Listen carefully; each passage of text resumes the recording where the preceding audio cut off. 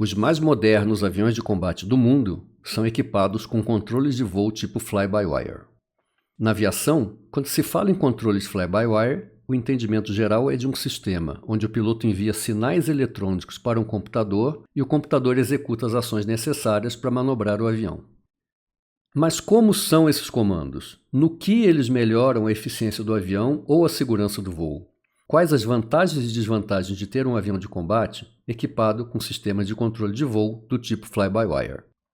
Esse é o nosso assunto de hoje.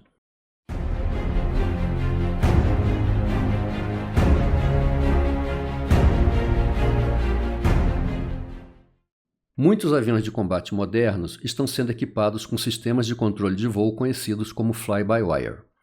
Nesse vídeo, vamos saber por que os aviões de combate começaram a receber esse tipo de comando de voo e quais são as características desse sistema. Vamos conhecer o primeiro avião de combate fly-by-wire não experimental do mundo, o Avro CF-105 Arrow. Depois, veremos o desenvolvimento do F-16, o primeiro caça produzido em série com fly-by-wire e em serviço até os dias de hoje.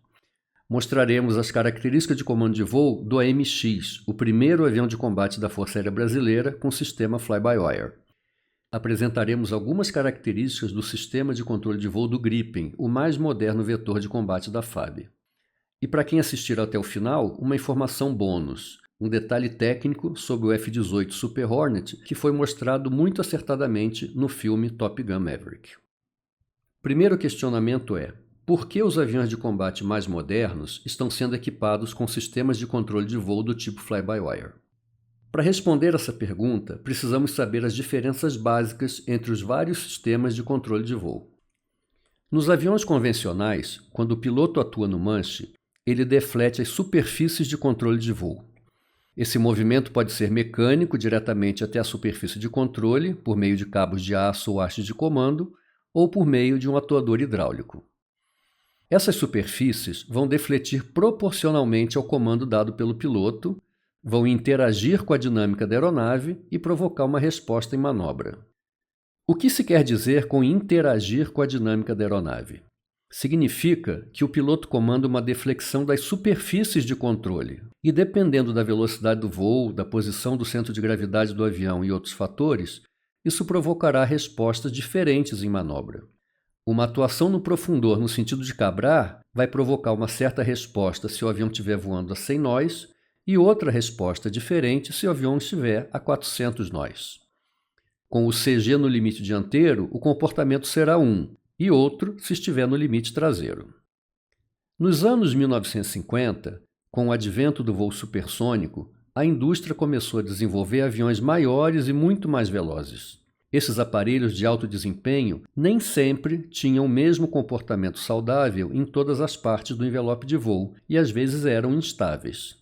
Então, surgiu a ideia de incorporar sistemas de aumento de estabilidade, o SAS, de Stability Augmentation System.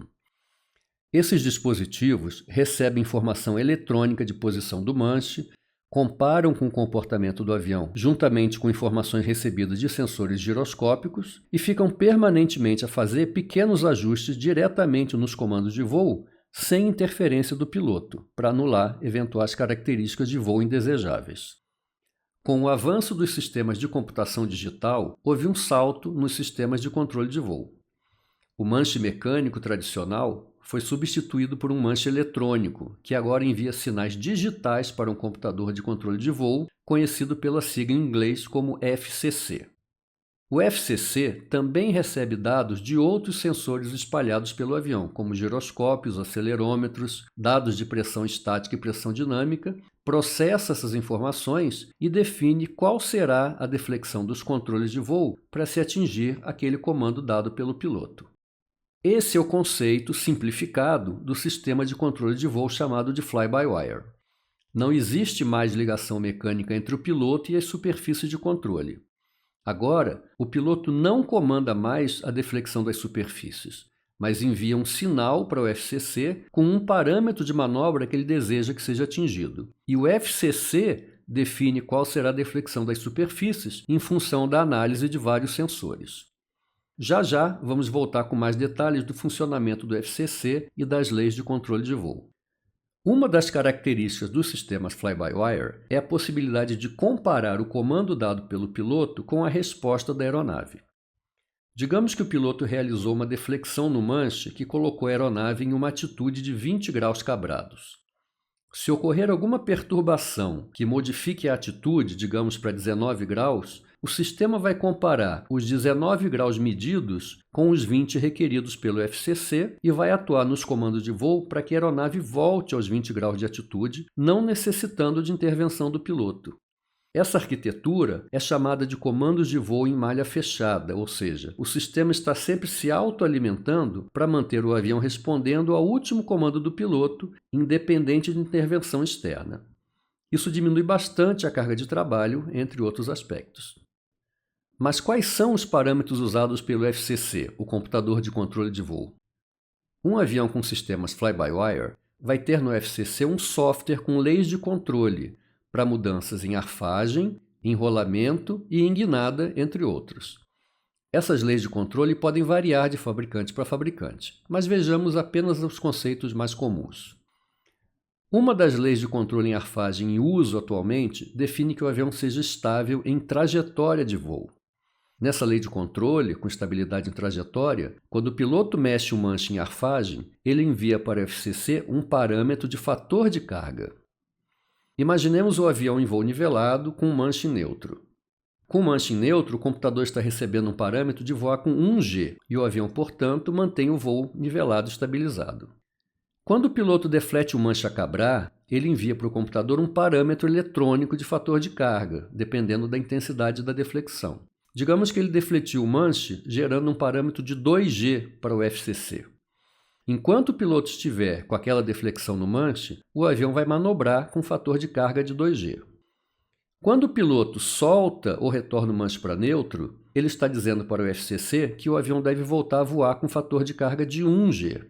Agora, o avião está em uma nova trajetória e vai manter essa nova trajetória enquanto o manche estiver em neutro. É a chamada estabilidade em trajetória.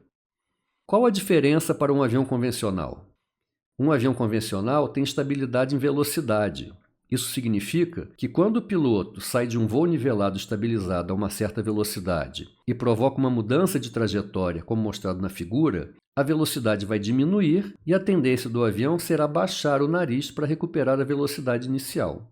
Se quiser manter a nova trajetória, o piloto precisa compensar a aeronave na nova velocidade.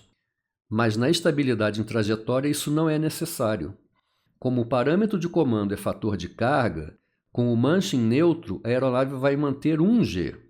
Qualquer tendência que o avião tenha de baixar o nariz vai gerar uma diminuição do fator de carga, digamos para 0,95G. Isso será percebido pelos sensores do avião e o sistema sozinho vai atuar nas superfícies de comando para manter o 1G selecionado e a trajetória estabelecida, sem intervenção do piloto. Digamos agora que o piloto comande o manche no sentido apicar, gerando um fator de carga de, por exemplo, meio G positivo. Isso vai resultar em uma mudança na trajetória que vai continuar acontecendo enquanto o manche estiver defletido.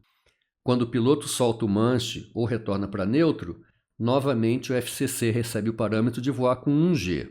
O avião estabiliza na nova trajetória até que o FCC receba um novo comando. Portanto, é uma pilotagem com menor carga de trabalho, pois o avião mantém a trajetória do último comando que foi dado, sem a necessidade do piloto intervir fazendo correções. No eixo de rolamento, a lei de controle pode usar como parâmetro a razão de rolamento. Mais uma vez, o piloto não está comandando a deflexão das superfícies, mas sim enviando para o FCC uma informação de razão de rolamento em graus por segundo. Em voo estabilizado com asas niveladas, quando o manche está em neutro, o parâmetro de razão de rolamento enviado ao FCC é de 0 graus por segundo. Então o avião vai manter a condição inicial de asas niveladas. O piloto então faz uma deflexão lateral no manche, que envia para o FCC um sinal para o avião rolar 20 graus por segundo. Enquanto o piloto estiver mantendo aquela deflexão no manche, o avião vai rolar 20 graus a cada segundo e, inclusive, completar um giro em torno do eixo de rolamento. Agora, digamos que o piloto solte o manche ou retorne para neutro quando o avião estiver passando por uma inclinação de 45 graus à direita. Com o manche em neutro, o FCC volta a receber o sinal de zerar a razão de rolamento. Assim, o avião vai parar de rolar e manter a inclinação que estava quando o manche chegou em neutro. Isso vai acontecer até que um novo comando seja recebido. Um avião convencional com manche solto poderia ter a tendência ou de retornar para condições de asas niveladas ou de aumentar a inclinação, dependendo das características de estabilidade laterodirecional. O avião fly-by-wire vai manter constante a inclinação que estava quando o manche foi para neutro, dispensando necessidade de correção por parte do piloto. Voltando à primeira imagem à esquerda, o sistema compensa, por exemplo, alterações de balanceamento. Se o caça estiver voando com duas cargas sob as asas e fizer o alijamento de uma delas, em um avião convencional isso provocaria um rolamento na direção da asa mais pesada. Se o manche do avião fly-by-wire estiver em neutro, os sensores vão sentir a tendência de rolamento devido à simetria de cargas. Mas como o comando do fly-by-wire é de zero razão de rolamento, as superfícies de controle atuarão independente de ação do piloto, para manter o avião com razão de rolamento zero. Portanto, existem várias razões para se equipar um avião com controle de voo tipo fly-by-wire. Uma delas é redução de peso, substituindo grandes e pesados componentes mecânicos por fios elétricos e caixas eletrônicas. Isso também reduz os custos de manutenção. Outra vantagem é compensar comportamentos indesejados da aeronave de forma eletrônica. Como veremos mais à frente, com o fly-by-wire é possível projetar um avião com o que se chama de estabilidade relaxada, que será visto com detalhes quando falarmos do F-16. Essa característica afeta diretamente a manobrabilidade e o consumo. Uma outra função importante que vamos conhecer será a proteção do envelope de voo, mas tudo a seu tempo. Agora que temos uma ideia sobre os motivos para incorporar sistemas fly-by-wire, vamos avançar na história e conhecer como isso aconteceu.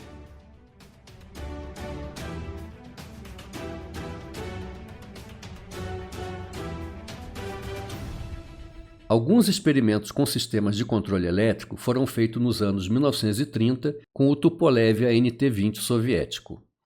Nesse enorme avião, as longas conexões mecânicas e hidráulicas foram substituídas por fios e servos elétricos. E em 1941, um Heinkel 111 alemão também recebeu um sistema no qual a aeronave era totalmente controlada por impulsos eletrônicos. Mas eram projetos experimentais e não seguiram adiante. A primeira aeronave não experimental projetada com sistema fly-by-wire foi o canadense Avro CF-105 Arrow. O CF-105 era um caça interceptador bimotor a jato com asa em delta para 2 tripulantes. Os voos de teste começaram em 1958 e o avião era capaz de voar 2 vezes acima da velocidade do som a 50 mil pés de altitude. Desde o início do projeto foi decidido que seria necessário algum tipo de assistência eletrônica para controlar a aeronave durante o voo supersônico. No CF-105, sistemas automáticos de controle de voo, giroscópios e sensores de posição foram conectados aos atuadores hidráulicos através de haste de controle, gerando estabilidade em todos os 3 eixos. Já o fly-by-wire do CF-105 usou computadores analógicos, ainda com tecnologia de válvulas e transistores, para dar estabilização direcional e a sensação artificial de força no manche. O sistema proporcionava estabilização artificial em voo. As tendências de instabilidade eram detectadas por acelerômetros e giroscópios e as compensações eram feitas na superfície de controle. O piloto não percebia essas compensações. De acordo com um dos pilotos de teste do Arrow, em uma subida com atitude de 60 graus, com os 2 motores em potência máxima, com pós-queimadores acionados, ele cortou um dos motores e, mesmo com a brutal assimetria de tração, o avião não tinha tendência de guinada ou de rolamento, pois o sistema automático baseado nos giroscópios identificava e compensava instantaneamente qualquer tendência. Em 1959, já com 5 aviões construídos, a Avro recebeu uma inexplicável determinação do governo canadense para interromper o programa, destruir os 5 aviões e dar fim a todo o material que pudesse evidenciar até mesmo a existência do projeto, uma situação não compreendida até os dias de hoje. De fato, o programa foi interrompido, provocando um grande impacto na indústria aeronáutica canadense, mas não resta dúvida de que o CF-105 era um avião muito à frente do seu tempo, com sistemas de controle que só apareceriam novamente mais de uma década depois. A primeira aeronave puramente fly-by-wire, sem backup mecânico ou hidráulico, foi o veículo de treinamento de pouso na Lua do programa Apollo. O controle era feito através de um computador digital com 3 canais redundantes.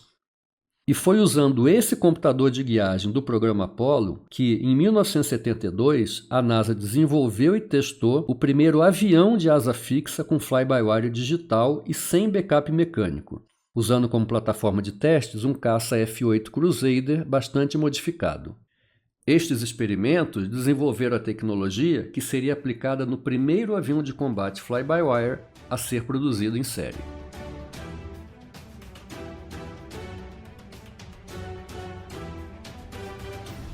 Nos anos de 1950 e 1960, a tendência da indústria aeronáutica militar estava focada em desenvolver caças cada vez maiores, mais velozes e com maior capacidade de transporte de cargas bélicas. Entendia-se que o advento dos mísseis de interceptação ar-ar diminuiria a necessidade de combate aéreo de curta distância. Os pilotos dos novos caças, como o McDonnell Douglas F-4 Phantom, começaram a ficar dependentes dos mísseis ar-ar, tanto que o projeto do F-4 nem incluía armamento de cano para engajamentos em curtas distâncias. Mas a arena de combate aéreo do Vietnã, no Sudeste Asiático, voando contra caças soviéticos menores, mais leves e mais manobráveis, como o MiG-21, evidenciou as deficiências do Phantom no combate em curta distância. As perdas de caça americanos começaram a aumentar. Em resposta a esse cenário, no final dos anos de 1960, a Força Aérea dos Estados Unidos demandou o desenvolvimento de um caça de superioridade aérea que viria a se transformar no McDonnell Douglas F-15 Eagle, que voou em 1972. O F-15 era e ainda é um excepcional caça de superioridade aérea, mas tinha um custo elevado e a própria Força Aérea dos Estados Unidos não conseguiria comprar o F-15 em quantidade necessária para equipar todos os seus esquadrões de caça. Surgiu então, no início dos anos de 1970, o programa Lightweight Fighter para o desenvolvimento de um caça leve e manobrável para complementar os esquadrões com a quantidade de aviões que a Força Aérea necessitava. 9 empresas apresentaram propostas para o desenvolvimento do novo avião, que acabou sendo vencida pela General Dynamics com o projeto que veio a ser chamado de F-16. O F-16 era um caça leve, monoposto, monomotor a jato e trazia um novo conceito chamado de estabilidade estática relaxada, que mudou o cenário da aviação de combate. O que seria isso? A estabilidade estática longitudinal é a tendência do avião voltar à condição inicial após sofrer uma perturbação na trajetória em arfagem. Assim, se a aeronave tiver a tendência de retornar ao estado inicial, ela é considerada estável. Se a tendência for manter a nova trajetória, ela é neutra. E se a tendência for se afastar da condição inicial, é considerada instável. Estabilidade é um dos fatores que define a manobrabilidade. Quanto menor a estabilidade, maior a manobrabilidade. Porém, a perda de estabilidade dificulta a pilotagem. Para um caça de superioridade aérea, o fabricante busca uma aeronave muito manobrável. Mas como compensar a desejada manobrabilidade com a indesejada instabilidade? A estabilidade longitudinal está relacionada com a posição do centro de gravidade em relação ao centro aerodinâmico. Uma aeronave convencional tem o centro de gravidade à frente do centro aerodinâmico. Nessa configuração, caso o avião sofra uma perturbação que afete a trajetória em arfagem a cabrar, por exemplo, essa diferença no ponto de aplicação entre as duas forças gera um momento picador de retorno à condição inicial. Isso classifica a aeronave como longitudinalmente estável ou com estabilidade positiva. Essa condição tem uma desvantagem.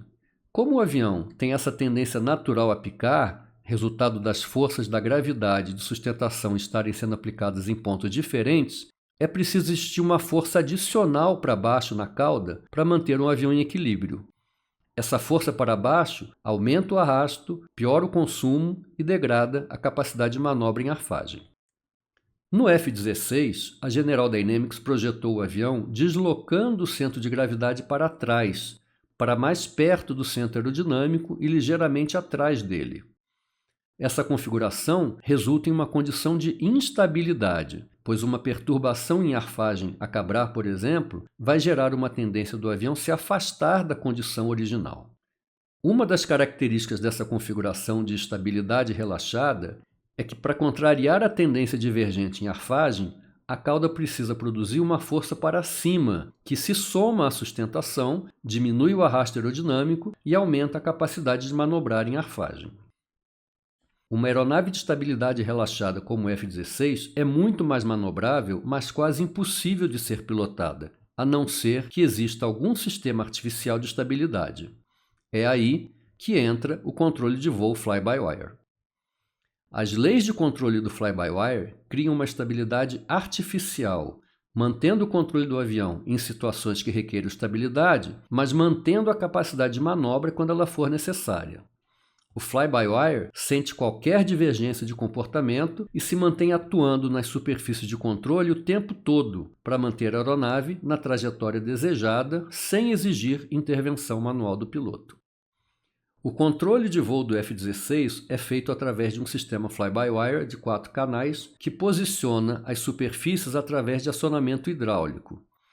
Os sinais elétricos vindo do manche dos pedais para o FCC são processados junto com sinais do sistema de dados de ar, giroscópicos e acelerômetros.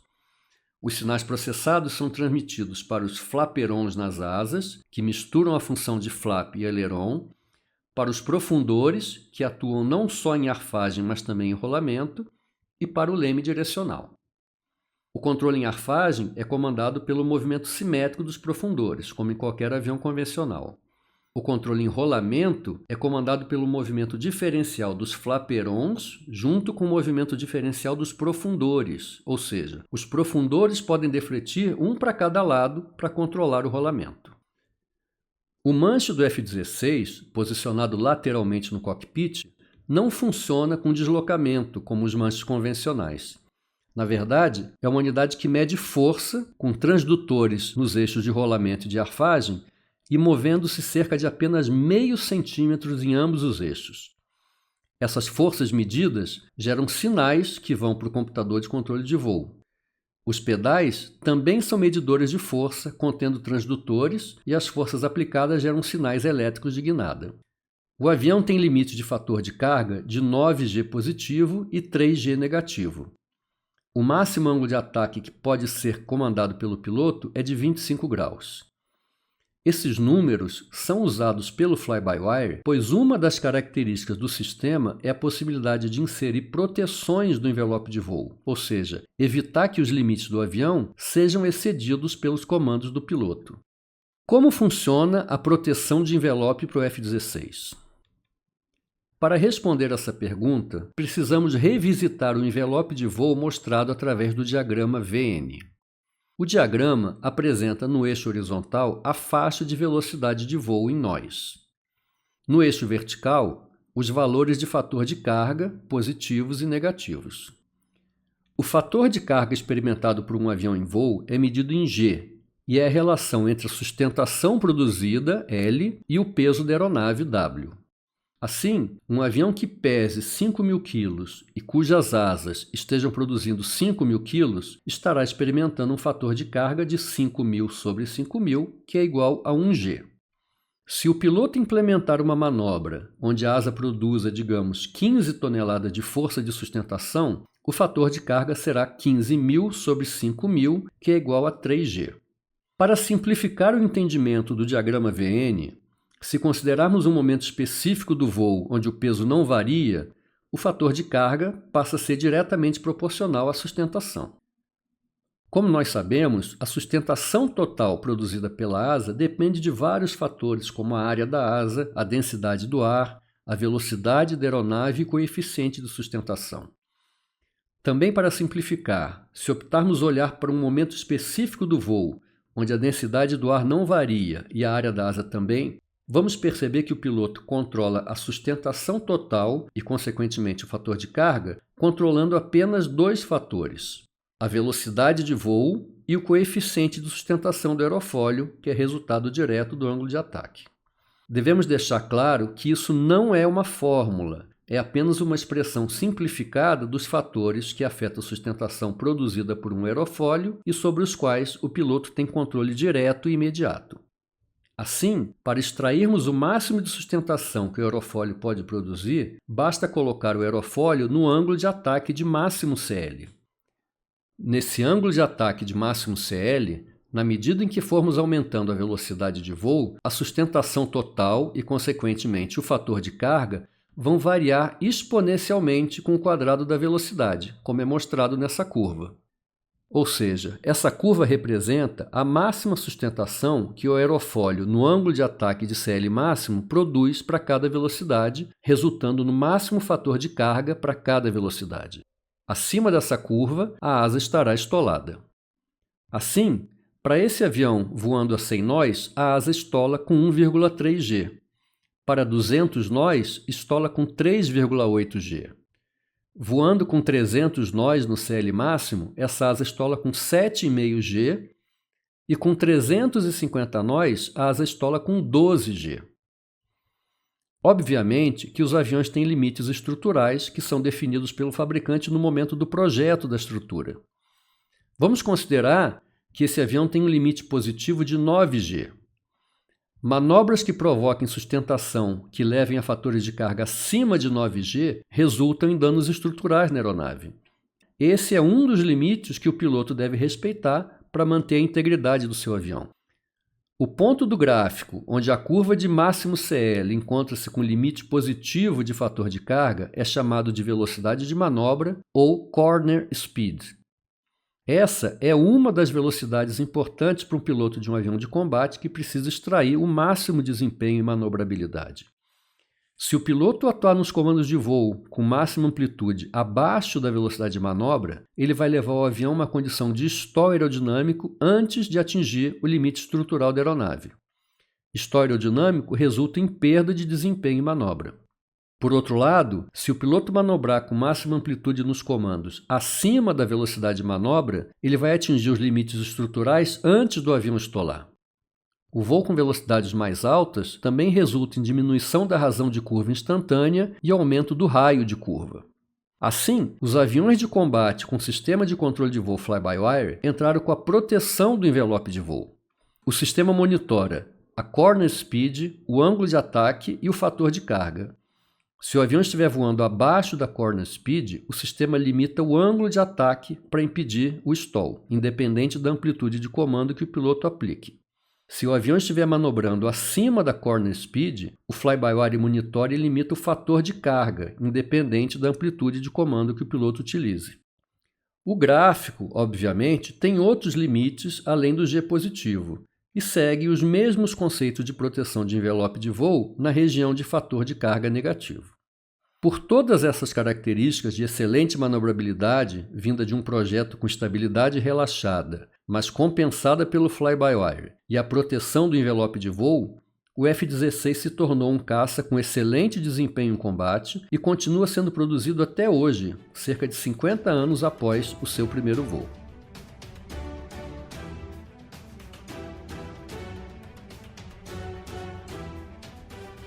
Nos anos 1980, a FAB estava buscando um avião especializado nas missões de ataque ao solo. O Brasil se associou com as empresas italianas Air Italia e a Aermac, que já estavam desenvolvendo uma aeronave para atender uma demanda da Força Aérea Italiana. O AMX foi desenvolvido como um caça tático leve, subsônico e monomotor. Suas missões primárias eram o apoio aéreo às tropas no solo, interdição e reconhecimento. Podia ser armado com bombas, foguetes, canhões e mísseis. Foi o primeiro contato da aviação de combate brasileira com controles fly-by-wire.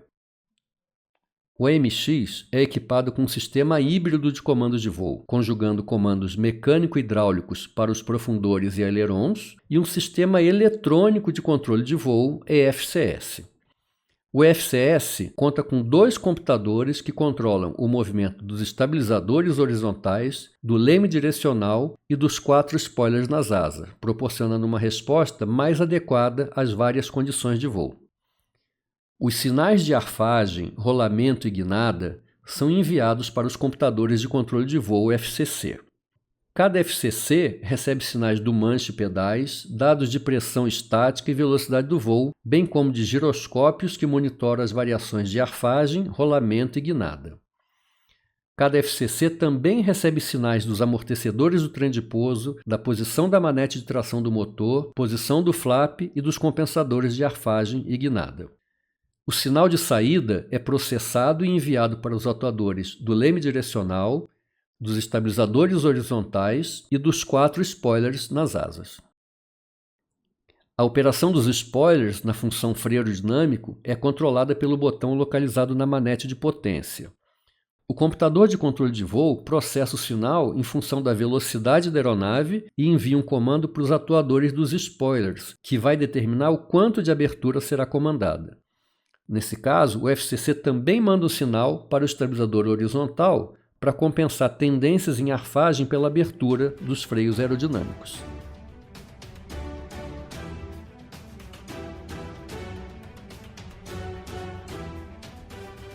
O programa JAS-39 Gripen foi lançado nos anos 1980 por um consórcio de empresas da Suécia como um caça leve, multitarefa, monomotor, em configuração de canards móveis, asa delta com 4 elevons e uma deriva convencional com leme.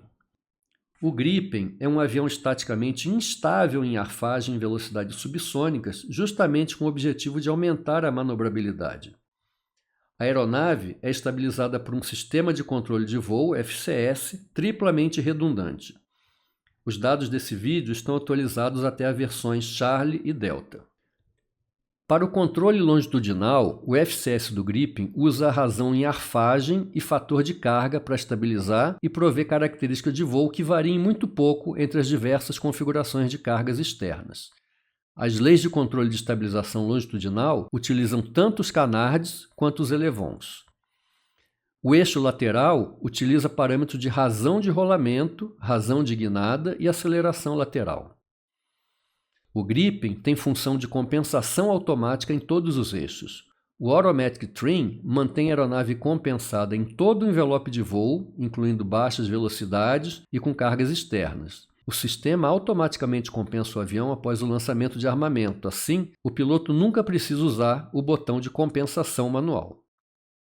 Para proporcionar ao piloto o máximo desempenho sem o risco de resultar em uma situação de perda de controle ou de exceder os limites estruturais, o Gripen é equipado com funções automáticas como o MLL, o limitador de carga de manobra, que automaticamente limita o fator de carga, o ângulo de ataque, a derrapagem e a razão de rolamento durante as manobras, sempre fornecendo o máximo desempenho e proteção estrutural.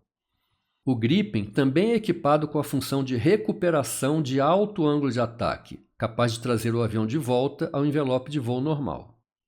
A situação mais comum de uma perda de controle em elevado ângulo de ataque é a ativação dessa função de recuperação de elevado ângulo de ataque. Mas se a aeronave terminar em uma situação de parafuso, o FCS automaticamente detecta a rotação e atua nos comandos para recuperar.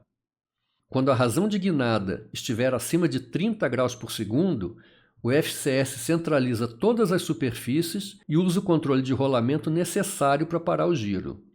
Quando o giro para, a função de recuperação de elevado ângulo de ataque traz a aeronave de volta à condição de voo normal. No caso do piloto ficar inconsciente durante uma manobra de combate ou sofrer uma desorientação espacial, o avião também tem uma função automática de retorno à condição de asas niveladas e manutenção de altitude. O fator de carga máximo depende do peso de operação, das cargas externas e da altitude de voo. O limite positivo do Gripen é de 9G para a configuração com cargas externas leves e 6G para a maioria das configurações pesadas. O Gripen tem um manche eletrônico montado centralmente no cockpit, com deslocamento angular em arfagem de 10,8 graus a cabrar até um primeiro batente e 7 graus a picar. Com o avião voando abaixo da corner speed, a deflexão do manche até o primeiro batente a cabrar de 10,8 graus limita o avião em ângulo de ataque, sem entrar na região de stall aerodinâmico. Caso o avião esteja voando acima da corner speed, a deflexão até o primeiro batente a cabrar limita o avião ao máximo fator de carga de 9G positivos para a configuração sem cargas. Em uma situação de emergência, existe a possibilidade do piloto sobrepujar o primeiro batente a cabrar e, com o aumento da força no manche, puxar até um segundo batente físico e assim gerar um fator de carga extra de 3G, totalizando 12G positivo. Os controles de voo conjugam a atuação em conjunto dos elevons, canards e flaps de bordo de ataque. Na corrida de decolagem, por exemplo, os canards atuam levantando o nariz e os elevons baixando a cauda. Quando o nariz começa a sair do solo, o canard alivia o movimento cabrador. A atitude de decolagem é alcançada e os canards estabilizam o ângulo de ataque. No pouso, após o toque na pista, os canards defletem para baixo para aumentar o arrasto e empurrar o nariz contra o solo, aumentando a eficiência de frenagem. Em voo estabilizado, as superfícies estão em neutro. No caso de comando a cabrar, os canards defletem positivamente e depois que o movimento começa, os canards estabilizam a razão em arfagem. Em voo com elevados ângulos de ataque, os elevons e os flaps de bordo de ataque defletem e os canards mantêm o avião em equilíbrio. O Gripen pode voar com ângulo de ataque de até 26 graus positivos. As metas de desempenho do caça foram alcançadas graças a vários recursos de tecnologia avançada. O Gripen possui um motor potente e faz uso extensivo de materiais compostos leves para reduzir o peso geral.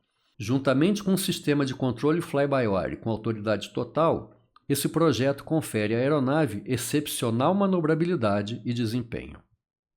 Por último, fiquei devendo explicar um detalhe técnico sobre o filme Top Gun Maverick que talvez poucos tenham percebido e que evidencia o nível de pesquisa na preparação do filme.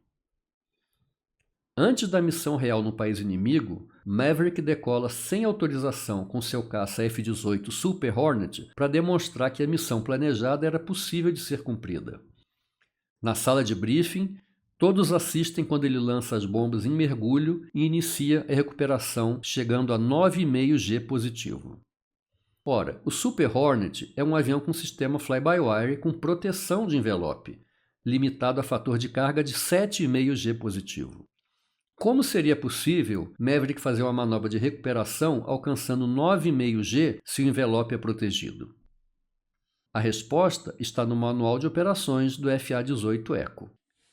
Lá está dito que existe uma forma de sobrepujar o limite de 7,5G em 33% em situações de emergência, acionando uma alavanca situada no manche quando o comando estiver no batente a cabrar, sendo possível atingir a 10G. Revendo a cena do filme, efetivamente é mostrado que ele aciona a alavanca do limitador de G durante a puxada. Um detalhe técnico pequeno, mas totalmente de acordo com o manual do avião. Se você quiser rever a cena, eu vou deixar o link aqui na descrição e também no final desse vídeo. Assim, tivemos uma visão geral sobre o desenvolvimento e aplicação do sistema de controle de voo fly-by-wire em aviões de combate. Como se pode denotar, é um processo que exige alta capacidade tecnológica alcançada por poucos países no mundo, sendo que o Brasil faz parte desse seleto grupo. Atualmente, aviões comerciais e executivos também utilizam o sistema fly-by-wire, e o objetivo, obviamente, não é a manobrabilidade.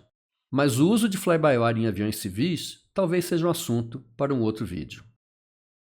Muito obrigado e bons voos!